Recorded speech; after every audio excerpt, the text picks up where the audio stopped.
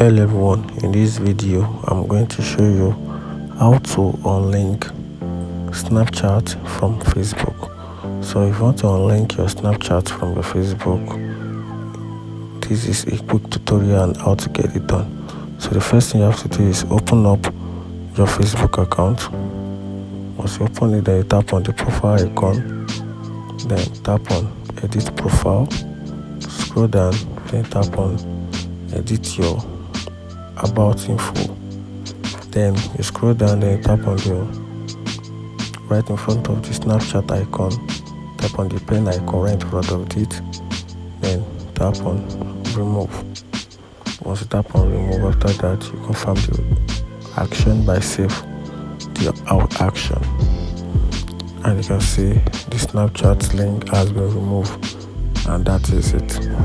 If you find this video helpful, like and follow for more. Thank you.